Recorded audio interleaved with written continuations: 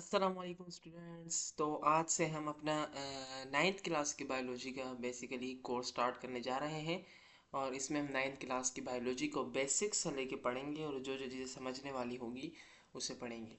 देखिए, आगे चल के आपको मज़ीद बायोलॉजी की डीप में जाना पड़ेगा और नाइन्थ में, मैट्रिक में, फर्स्ट ईयर में, इंटर में आपको मज़ीद बायोलॉजी की तरफ जाना होगा और उसे पढ़ना होगा।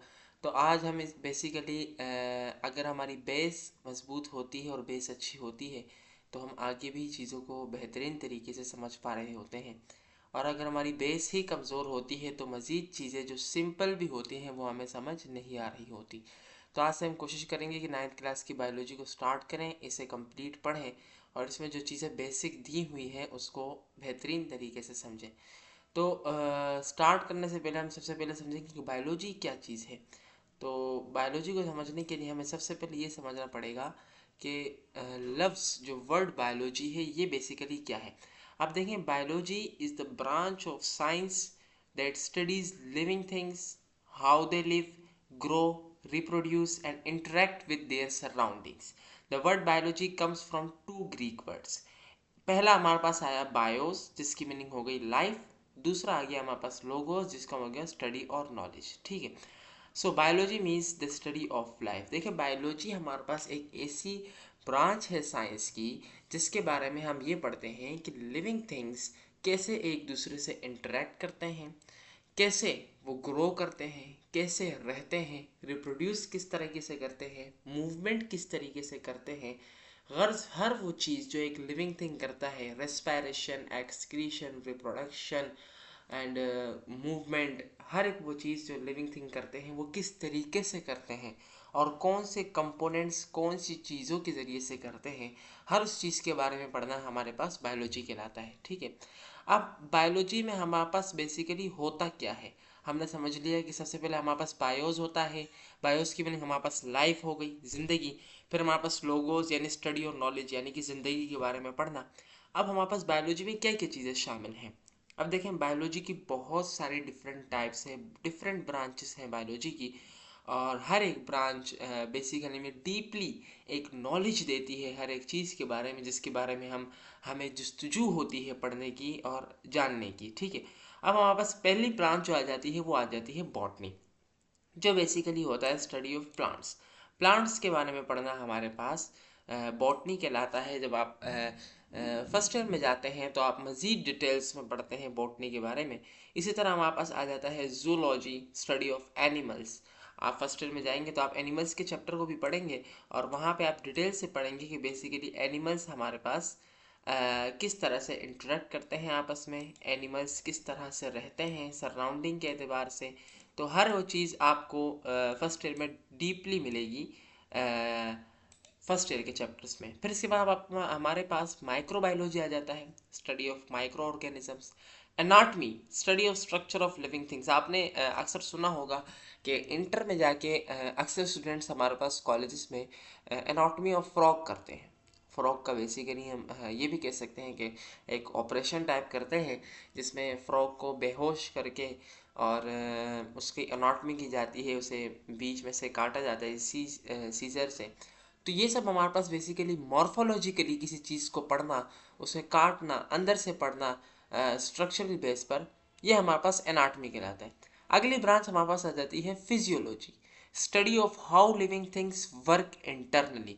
इंटरनली कोई भी लिविंग थिंग किस तरह से काम कर रहा है, प्रॉपर किस तरीके से चल रहा है, कौन कौन से ऑर्गन किस तरीके से काम कर रहे हैं, उनमें जो एंजाइम्स हैं वो किस तरीके से काम कर रहे हैं और एंजाइम जिस हार्मोन की वजह से एक्टिवेट हो रहे हैं वो किस तरीके से हो रहे हैं। तो इन सब चीज़ों के बारे में पढ़ना हमारे पास फिजियोलॉजी की ब्रांच कहलाता है। जेनेटिक्स, बेसिकली आप जब आप इंटर में आएंगे तो आप एक चैप्टर पढ़ेंगे जिसमें आप एवोल्यूशन के बारे में पढ़ेंगे और फिर उसके बाद आप पढ़ेंगे जेनेटिक्स के बारे में, जीन्स के बारे में, इनहेरिटेंस के बारे में पढ़ेंगे आप। तो वहाँ पर आप डीपली इसको पढ़ेंगे कि किस तरह से हेरिडिटी मटेरियल जो हमारा होता है, जो हमारे पेरेंट्स से ऑफ स्प्रिंग तक ट्रांसफ़र होता है, तो वो किस तरीके से होता है, किस ज़रिए से होता है, क्या क्या चीज़ें ट्रांसफ़र हो रही होती हैं, ताकि हम अगर थोड़ा बहुत मिलें या मेल जोल रखते हों अपने पेरेंट्स से तो किस तरीके से रखते हैं। आपने अक्सर देखा होगा, अक्सर बच्चे स्ट्रक्चरली फिजिकली अपने वालिदैन पर चले जाते हैं या वॉइस के ज़रिए से, या अक्सर बच्चे इंटेलिजेंट बहुत ज़्यादा होते हैं, अपने माँ बाप पर चले जाते हैं। तो ये सारी चीज़ें जो मैच करती हैं पेरेंट्स से ऑफस्प्रिंग की, तो ये सारी चीज़ें जेनेटिक्स के ज़रिए से ट्रांसफ़र हो रही होती हैं। अगली ब्रांच हमारे पास आ जाती है इकोलॉजी।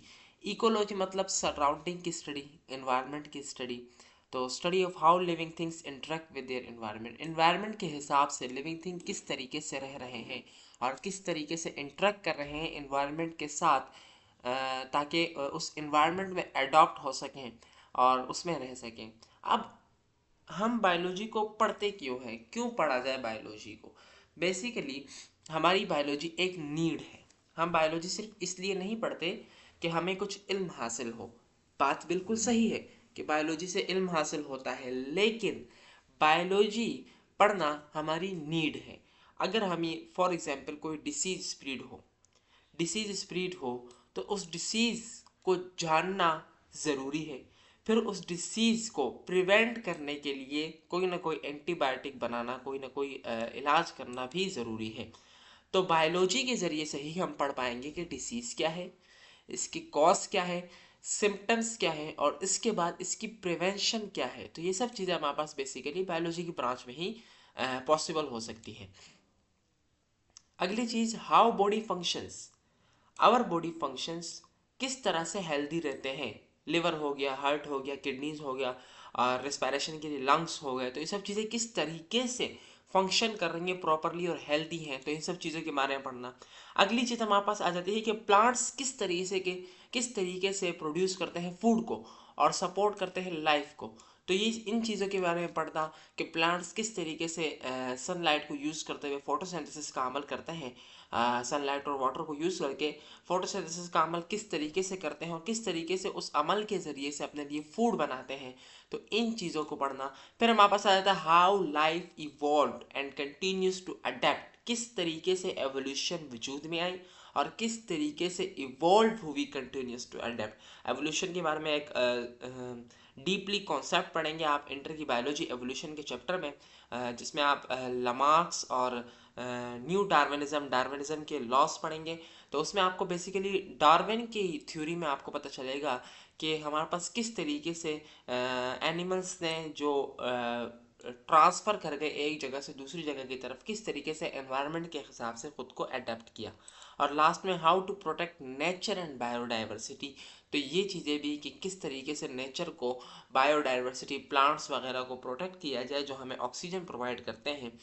तो इन चीज़ों की स्टडी भी हमारे पास बेसिकली बायोलॉजी के अंदर ही आ जाती है। अलगर्ज अगर हम सिंपल वर्ड्स में बताएं तो biology teach us about life itself. Biology हमें लाइफ के बारे में बताती है। व्हाट इट इज़, लाइफ क्या चीज़ है, वो किस तरीके से काम करती है और किस तरीके से तमाम लिविंग थिंग्स, जानदार, एक दूसरे से कनेक्टेड हैं। तो ये हमारे पास बेसिकली एक सिंपल सा इंट्रो था बायोलॉजी के बारे में, बायोलॉजी क्या चीज़ है क्या नहीं है। भरपूर कोशिश की कि आपको बेहतरीन तरीके से समझा सकूं। अब इसके बाद आगे हमारे पास है बुक की तरफ अगर हम आते हैं तो हमारे पास है introduction to biology. Introduction to biology में अब हमारे पास है कि biology is a branch of natural science which deals with the study of living things. हमने बेसिकली पढ़ा कि लिविंग थिंग की स्टडी को हम बायोलॉजी में पढ़ते हैं। अब it provides knowledge about living organisms which differ from each other in shape में एक दूसरे से अलग होना, साइज में एक दूसरे से अलग होना, और कंपोजिशन में, बनावट में एक दूसरे से अलग होना। हर वो चीज़ जो शेप में, साइज में, कंपोजिशन में एक दूसरे से अलग है, लेकिन वो तमाम चीज़ें एक चीज़ में सिमिलरिटी रखती हैं कि वो भी जानदार हैं और दूसरी चीज़ें भी जानदार हैं। तो इन सब चीज़ों के बारे में पढ़ना हमारे पास बायोलॉजी कहलाता है। अब वर्ड बायोलॉजी हमारे पास एक ग्रीक लैंग्वेज से आया है। तो आपको पता होना चाहिए कि ग्रीक लैंग्वेज से एक वर्ड आया है और उस ग्रीक लैंग्वेज का जो वर्ड है वो है बायोस। अब बायोस का मतलब हमारे पास बेसिकली यहाँ पर लिया गया है कि बायोस हमारे पास है, बायोस का मतलब लिव, रहना, और हमारे पास लोगोस का मतलब है, लोगोस का मतलब स्टडी, और किसी चीज़ के बारे में जानना, थॉट, किसी चीज़ के बारे में सोचना, रीजनिंग करना हमारे पास लोगोस कहलाता है। Thus biology meaning study of life. Biology हमारे पास बेसिकली सिंपली टर्म्स में आ जाता है कि स्टडी ऑफ लाइफ हमारे पास बायोलॉजी कहलाता है। अब अगर आगे हम आए कि व्हाट इज़ लाइफ, लाइफ क्या चीज़ है, तो आपको life can not be defined properly. Life को कोई भी चीज़ प्रॉपरली डिफाइन नहीं कर सकती, but on the basis of life processes हम इस तरह से आइडेंटिफाई कर सकते हैं कि कुछ फंक्शंस होते हैं हमारे पास। अगर वो तमाम के तमाम फंक्शन या उनमें से कुछ फंक्शन कुछ लिविंग ऑर्गेनिजम्स कर रहे हैं, तो हमें ये जान लेना चाहिए कि वो living organisms basically life adopt कर रहे हैं और वो लिविंग थिंग्स हैं। ठीक है, सबसे पहले हमारे पास आ जाती है डाइजेशन। अब देखें, इन तमाम चीज़ों को समझने के लिए हमें एक अलग से पैराग्राफ को देखना पड़ेगा कि ये तमाम चीज़ें हमारे पास क्या है बेसिकली। तो अगर हम दोबारा से आएँ और अब देखें तो टाइप्स ऑफ बायोलॉजी में है ना, टाइप्स ऑफ बायोलॉजी में हमारे पास सबसे पहले आ जाती है इरिटेबिलिटी। आप इरिटेबिलिटी यहाँ पे आप देख सकते हैं कि आपको दिया हुआ है, एक इरिटेबिलिटी भी दिया हुआ है कि इसको भी हमें पढ़ना है इरिटेबिलिटी को। तो अगर हम इरिटेबिलिटी को स्टडी करते हैं तो इरिटेबिलिटी हमारे पास बेसिकली है क्या चीज़। तो अगर हम देखें तो यहाँ पर हमें बताया गया है कि इरिटेबिलिटी क्या चीज़ है। तो यहाँ पर देखें, irritability the ability of living thing to sense, किसी भी चेंज को सेंस करना, डिटेक्ट करना in the surrounding and respond to them. जैसे कि आपने पढ़ा होगा नर्वस सिस्टम के बारे में थोड़ा सा, मैं आपको डिटेल्स में नहीं लेके जाऊंगा, लेकिन मैं अगर आपको बताऊं कि आपने 7th और 8th और 6th स्टैंडर्ड में रिफ्लेक्स एक्शन के बारे में पढ़ा होगा। रिफ्लेक्स एक्शन जो अचानक एक्शन होता है, तो वो एक्शन किन चीज़ों की बुनियाद पर होता है। वो एक्शन बेसिकली इस चीज़ की बुनियाद पर होता है कि हम किसी भी चीज़ को अगर टच करें और अगर वो हॉट हो, तो हमें अचानक से एक सिग्नल मिलता है और हम उस हॉटनेस को डिटेक्ट करते हैं जो हमारी बॉडी के लिए हार्म होता है बेसिकली, तो हम अचानक से अपना हाथ हटा लेते हैं। अब इस रिफ्लेक्स एक्शन में बाकी एक्शन से क्या डिफरेंस है।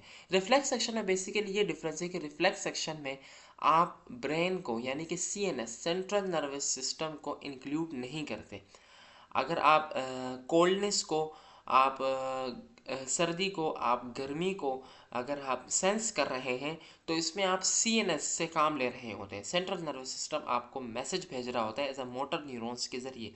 पर अगर आप रिफ्लेक्स एक्शन की तरफ जाएं तो उसमें सेंट्रल नर्वस सिस्टम नहीं होता, क्योंकि अगर आप सेंट्रल नर्वस सिस्टम की तरफ जाएंगे, सेंट्रल नर्वस सिस्टम से आप सेंसरी न्यूरॉन्स, इंटर न्यूरॉन्स के ज़रिए से मैसेज भेजेंगी, फिर मोटर न्यूरॉन्स वापस मैसेज लेके आएंगी, तो तब तक शायद हाथ थोड़ा जल चुका हो। तो इसलिए अगर हम सीएनएस को मद्देनज़र रखते हुए रिफ्लेक्स एक्शन को पढ़ेंगे तो हमारा काम थोड़ा डिले हो सकता है और इससे थोड़ा बहुत हार्म हो सकता है। तो इसीलिए हमारे पास सीएनएस रिफ्लेक्स एक्शन एक ऐसा एक्शन है कि जिसमें सीएनएस हमारे पास इंक्लूड नहीं होता। इसमें direct sensory neurons inter neurons के ज़रिए से वर्क कर रही होती हैं और डायरेक्ट फंक्शन कर रही होती हैं कि जिससे अचानक हाथ को, हम उंगली को हटा देते हैं।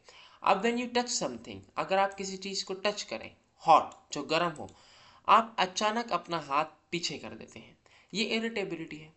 आप अचानक अपना हाथ पीछे कर देते हैं क्योंकि आप उस चीज़ को गर्म जानते हैं, तो ये इरिटेबिलिटी है। अगर आप देखें कि plant bending towards light shows irritability, आपने देखा होगा और आपने सुना होगा कि हमारे पास जो सनफ्लावर होता है, जो सूरजमुखी जिसे कहा जाता है, तो वो आपने ये सुना होगा कि वो हमेशा सूरज की तरफ बेंड कर रहा होता है।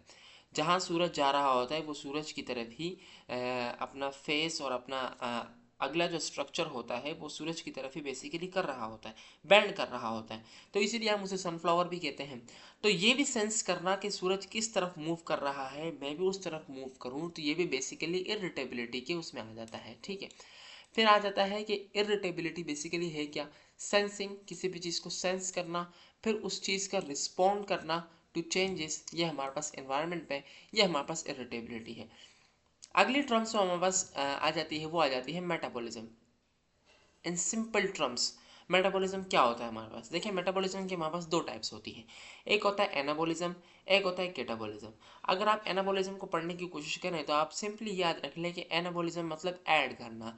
एनाबॉलिज्म भी ए से शुरू होता है और ऐड भी ए से शुरू होता है। तो एनाबॉलिज्म का मतलब होता है किसी भी चीज़ को मिलाकर उससे कोई रिएक्शन करवाना, उससे एनर्जी लेना, या कुछ भी हो सकता है। तो किसी भी चीज़ को मिलाकर उससे एनर्जी लेना या उससे कोई काम लेना हमारे पास एनाबॉलिज्म कहलाता है। और कैटाबॉलिज्म का मतलब होता है कैटा, टूटना, किसी भी चीज़ का टूटना। कैटा मतलब कट्स, कैट सी से कैटाबॉलिज्म और सी से कट्स, किसी भी चीज़ को तोड़ कर कट करके उससे एनर्जी लेना या इससे कोई काम लेना। अब देखें, all the chemical reaction that happens inside a living things to keep it alive, जितने भी केमिकल रिएक्शंस हमारे पास हो रहे होते हैं वो सब के सब मेटाबॉलिज्म्स के थ्रू हो रहे होते हैं। ये रिएक्शन हमारी बॉडी को एनर्जी देते हैं, ग्रो करते हैं और रिपेयर करते हैं इटसेल्फ। अब हमारे पास मेटाबॉलिज्म की दो टाइप्स आ जाती हैं। एक आता है anabolism, building up reactions, reactions को बिल्ड करना। एक आ जाता है small molecules combine to make bigger ones, जैसे स्मॉल मॉलिक्यूल्स कंबाइन एक दूसरे से मिलके एक बड़ा मॉलिक्यूल बना लें। जैसे कि आपने देखा होगा कि अमाइनो एसिड्स एक दूसरे की चेन, अमाइनो एसिड जब पेप्टाइड लिंकेज अमाइनो एसिड के दरमियान, याद रखिएगा कि पेप्टाइड लिंकेज होती है, दो अमाइनो एसिड्स के दरमियान पेप्टाइड लिंकेज होती है। तो पेप्टाइड लिंकेज से प्रोटीन्स का बनना हमारे पास बेसिकली एनाबॉलिज्म की एग्जाम्पल है। Think anabolism adds. Catabolism, on the other side, says that breaking down reactions, reaction को तोड़ना। Big molecules break into smaller ones to release energy, बड़े मॉलिक्यूल्स को छोटे मॉलिक्यूल्स में तोड़ देना। जैसे कि breaking food into energy, glucose. आपने माइटोकॉन्ड्रिया के बारे में पढ़ा होगा, जैसे power house of the cell भी कहते हैं। तो उसमें हमारे पास एक एटीपी होता है। एटीपी बेसिकली एनर्जी स्टोरेज एक जगह होती है जिसमें एनर्जी बहुत ज़्यादा स्टोर्ड होती है। एटीपी एडिनो ट्राइफॉस्फेट होता है हमारे पास, इसकी फुल एब्रिविएशन। और इसमें हमारे पास एनर्जी स्टोर्ड होती है। तो अगर आप एटीपी को तोड़ते हैं किसी रिएक्शन के जरिए से तो हमारे पास एनर्जी रिलीज हो रही होती है। और एटीपी बेसिकली माइटोकॉन्ड्रिया के अलावा भी बॉडी के डिफरेंट पार्ट्स में, जैसे कि मसल्स में भी मौजूद होती है। तो उसको तोड़कर एनर्जी लेना, ग्लूकोज को तोड़कर एनर्जी लेना हमारे पास कैटाबॉलिज्म कहलाता है। थिंक कैटाबॉलिज्म यानी कि कट कट करके बनाता है। हमारे पास अगली जो चीज़ आ जाती है वो है reproduction, a process by which living things make new living things like themselves, अपने जैसे न्यू लिविंग थिंग्स बनाना। या मैं एक सिंपल टर्म्स में कह सकूं कि एक जनरेशन अपनी जनरेशन अगली बढ़ाने के लिए, एक नस्ल अपनी अगली नस्ल बढ़ाने के लिए जो रवैया इख्तियार करती है उसे रिप्रोडक्शन कहा जाता है। यानी कि अपने जैसे ही ऑफस्प्रिंग बनाना, अपनी नस्ल को आगे बढ़ाना हमारे पास रिप्रोडक्शन कहलाता है। एग्जाम्पल में आ गया a cat giving birth to kittens, जैसे कि कैट किटन्स को बर्थ देती है। तो बेसिकली कैट अपनी ऑफस्प्रिंग आगे बढ़ा रही है, अपनी नस्ल आगे बढ़ा रही है। तो अपनी नस्ल को आगे बढ़ाना, बर्थ का प्रोसेस करना, रिप्रोडक्शन का प्रोसेस करना हमारे पास बेसिकली रिप्रोडक्शन कहलाता है। Respiration, the process of breath breaking down food to release energy for body functions, ऐसा प्रोसेस जिसमें ब्रेक करते हैं फूड को ताकि वो रिलीज करें एनर्जी बॉडी फंक्शंस के लिए। Example, we breathe in oxygen to get energy from food, हम ब्रीथ इन करते हैं ऑक्सीजन ताकि एनर्जी हासिल कर सकें फूड से।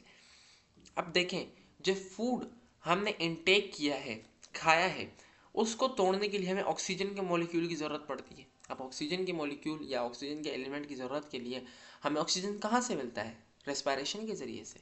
हम रेस्पिरेशन का अमल करते हैं तो इनहेल करते हैं ऑक्सीजन और एक्सहेल करते हैं कार्बन डाइऑक्साइड। तो basically respiration is a process in which living things inhale and exhale, और in simple terms living thing breathes. अगली टाइप हमारे पास आ जाती है growth, the increase in size and number of cells of an organism.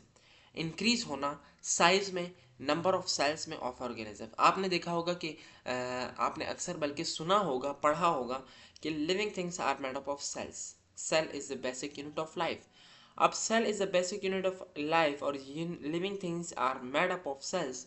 तो basically living things हमारे पास बहुत सारे सेल्स से बने हुए होते हैं और इन बहुत सारे सेल्स से जब आपस में जुड़ते हैं तो लिविंग थिंग बनता है। अब जब सेल्स की तादाद ज़्यादा होती है, नंबर ऑफ सेल्स बढ़ते हैं, तो लाजमी सी बात है जब नंबर ऑफ सेल्स बढ़ रहा है तो मॉर्फोलॉजिकली फिजिकली हमारे पास लिविंग थिंग में बढ़ रहा होता है। तो ग्रोथ का मतलब होता है किसी भी चीज़ का बढ़ना, किसी भी चीज़ का ग्रो करना। जैसे कि आप पहले फर्स्ट स्टैंडर्ड में थे तो आप बहुत छोटे थे, अब आप नाइन्थ स्टैंडर्ड में आ गए तो आप बड़े हो गए, यानी कि आपके नंबर ऑफ सेल्स बॉडी के इंक्रीज हो गए, तो आपका मॉर्फोलॉजिकल और फिजिकल स्ट्रक्चर भी इंक्रीज हुआ और आप बड़े हो गए।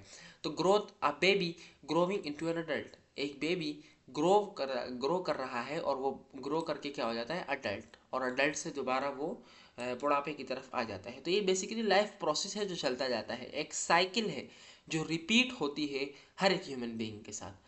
अगली जो टाइप है वो development, the process of change and improvement in body structure and function. Process एक ऐसा प्रोसेस जो चेंज और इम्प्रूवमेंट करता है बॉडी के स्ट्रक्चर में और फंक्शन में। एग्जाम्पल में ले लेते हैं caterpillar turning into a butterfly. आपने देखा होगा कि कैटरपिलर होता है हमारे पास, बेसिकली लार्वा होता है, फिर कैटरपिलर होता है, फिर हमारे पास बटरफ्लाई में। ये एक साइकिल है जिसे आप इसी नाइन्थ क्लास की बायोलॉजी में आगे चल के पढ़ेंगे कि किस तरह से एक बटरफ्लाई जब एग्स देती है तो वो फिर लार्वा में चेंज होता है, फिर कैटरपिलर में चेंज होता है। कैटरपिलर बेसिकली छोटी बटरफ्लाई को खा जाता है, फिर वो प्योर अपने मदर फादर की तरह, अपने पेरेंट्स की तरह बटरफ्लाई बन जाती है या बन जाता है। तो इसे हम कहते हैं बेसिकली टर्निंग होना, डेवलपमेंट होना किसी भी चीज़ की। अगली टाइप हमारे पास आ जाती है excretion, the process of removing waste material made inside the body. अब देखिए, हम जो खाते हैं और हम जो पीते हैं, तो उसमें हमारे पास जो इम्पोर्टेंट चीज़ें हैं, जो बेनिफिशियल चीज़ें हैं, बॉडी उन्हें तो एक्सट्रैक्ट कर लेती है, लेकिन बाकी का जो मादा बच जाता है, बाकी का जो वेस्ट बच जाता है, तो उसे निकालने के लिए बॉडी से हमारे पास बेसिकली एक्सक्रीशन का प्रोसेस होता है। ठीक है। अब एक्सक्रीशन का प्रोसेस डिफरेंट लिविंग थिंग्स में डिफरेंट तरीके से होता है। जैसे कि हमारे पास अमोनिया हो गया, पहला एक्सक्रीशन का टाइप हो गई। फिर हमारे पास यूरिया आ जाता है, फिर हमारे पास यूरिक एसिड आ जाता है। अब जो लिविंग थिंग्स अमोनिया के टाइप्स को अपनाते हुए एक्सक्रीशन का प्रोसेस करते हैं तो उन्हें अमोनोटेलिक कहा जाता है। जो यूरिया को इस्तेमाल करते हैं, यूरिया की टाइप को, उन्हें यूरियोटेलिक कहा जाता है। और इसी तरह जो यूरिक एसिड को की टाइप को इस्तेमाल करते हैं एक्सक्रीशन के लिए, उन्हें यूरिकोटेलिक कहा जाता है। ठीक है। अब एक्सक्रीशन का प्रोसेस 3 तरीके से होता है और इसे आप मज़ीद डिटेल्स में इंटर की बायोलॉजी होम्योस्टेसिस के चैप्टर में पढ़ेंगे। तो एक्सक्रीशन बेसिकली आपको ये समझ आना चाहिए कि the process of removing waste, remove करना वेस्ट मटेरियल को इनसाइड द बॉडी, बॉडी के इनसाइड से। एग्जाम्पल यूरिनेटिंग, जैसे कि आप यूरिन करते हैं, और इसके अलावा स्वीटिंग, पसीना आना, पसीना। ठीक है। मूवमेंट अगली टाइप आ जाती है हमारे पास, the ability of living things to change their position और मूव बॉडी पार्ट्स। ऐसी एबिलिटी लिविंग थिंग्स की जिसमें वो अपनी पोजीशन को चेंज करते हैं और मूव करते हैं बॉडी पार्ट्स को।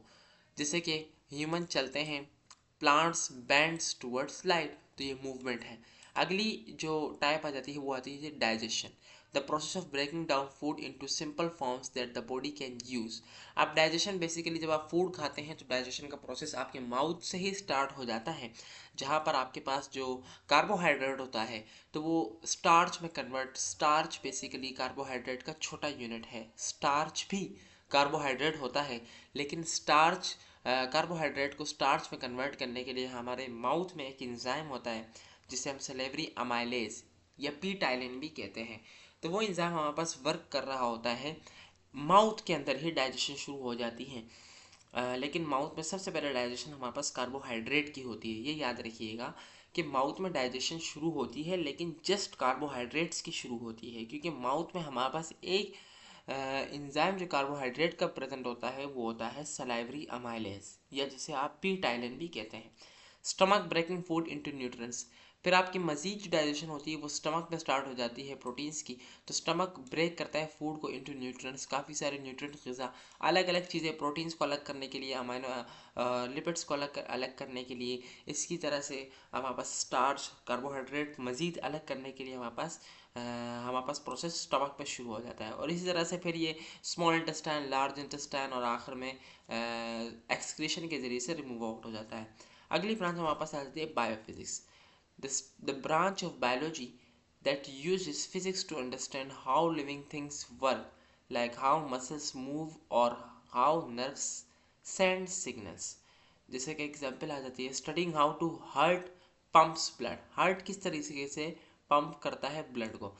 बायोफिजिक्स बेसिकली हमारे पास कहलाती है कि फिजिक्स को इस्तेमाल करते हुए बायोलॉजी की किसी चीज़ को पढ़ना। जैसे कि हमारे पास उन्होंने कहा कि फिजिक्स को यूज़ करते हुए अंडरस्टैंड करना कि किस तरीके से लिविंग थिंग्स वर्क करते हैं, किस तरीके से मसल वर्क करते हैं, मूव करते हैं, और किस तरीके से नर्व सेंड करते हैं सिग्नल्स।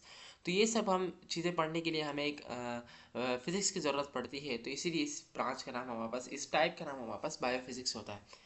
अगली हमारे पास आ जाती है बायोमेट्री। तो the use of math and statistics in biology to measure and analyse living things. Math और स्टेटिस्टिक का इस्तेमाल करते हुए बायोलॉजी को एनालाइज करना, लिविंग थिंग्स को एनालाइज करना। Example measuring the height, height को मेजर करना, वेट को मेजर करना, ग्रोथ रेट ऑफ प्लांट और ह्यूमंस को मेजर करना। इसके लिए हमें मैथ की ज़रूरत पड़ती है। Biochemistry, the study of chemical process inside living things like how food turns into energy. Basically reactions की बात चल रही है कि रिएक्शंस को किस तरीके से स्टडी करना, कि रिएक्शंस किस तरीके से काम करता है, तो ये हमारे पास कहलाता है। एग्जाम्पल आ गया how enzyme help in digestion. Enzyme किस तरीके से हेल्प करते हैं डाइजेशन के अंदर। फिर आपके पास आ जाता है biogeography, the study of where living things are found on earth and why they live there. क्यों लिविंग थिंग्स अर्थ पर ही फाउंड है, बाकी प्लैनेट्स पर नहीं है, और कैसे रह रहे हैं अर्थ पर। जैसे कि penguins live in cool areas, आपने सुना होगा अक्सर अंटार्कटिका में रहते हैं कूल एरियाज में। और कैमल्स इन डेजर्ट्स, कैमल्स गर्म सहरा में क्यों रहते हैं। इसी तरह bioeconomics, the study of how living resources like animals, plants and forest are used wisely for economic growth. किस तरीके से एनिमल्स को, प्लांट्स को और जंगलात को यूज़ किया जाता है बहुत ही जहानत के तौर पर, कि किस तरीके से इकोनॉमिक ग्रोथ को बढ़ाया जा सके। ठीक है, एग्जाम्पल आ जाती है हमारे पास मैनेजिंग फिश फार्म्स। फ़िश आपको पता है कि एक्सपोर्ट भी होती है बहुत ज़्यादा, और इंपोर्ट भी होती है काफ़ी सारे मुल्कों में। तो इससे हमारे पास इकोनॉमी स्ट्रॉन्ग होती है।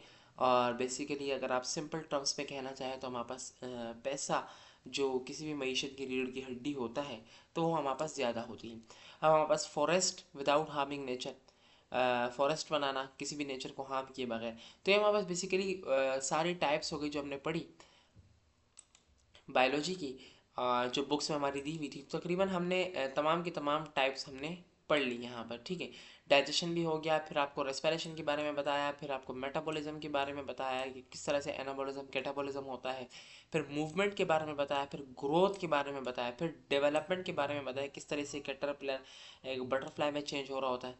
फिर इसके बाद एक्सक्रीशन, और एक्सक्रीशन की 3 टाइप्स बताई, अमोनिया, यूरिया और यूरिक एसिड। फिर इरिटेबिलिटी, सेंस बेसिकली। और इसके बाद हमारे पास लास्ट में आ गया रिप्रोडक्शन, जिसे हमने इन सब टाइप्स को डिटेल्स में पढ़ा। तो अगली वीडियो में इंशाल्लाह division and branches of biology के बारे में पढ़ेंगे कि किस तरीके से बायोलॉजी को डिवाइड किया गया है ब्रांचेस में, और तमाम के तमाम ब्रांचेस जो हैं इसको हम पढ़ेंगे। तो ये हमारे पास तमाम के तमाम ब्रांचेस हैं जिसको हम पढ़ेंगे। ठीक है, तो अगली वीडियो तक के लिए मुझे इजाज़त दीजिए। वीडियो अच्छी लगी तो वीडियो को लाइक कीजिए, कमेंट कीजिए, सब्सक्राइब कीजिए, और अगली वीडियो का इंतज़ार कीजिए। थैंक यू, अल्लाह हाफिज़।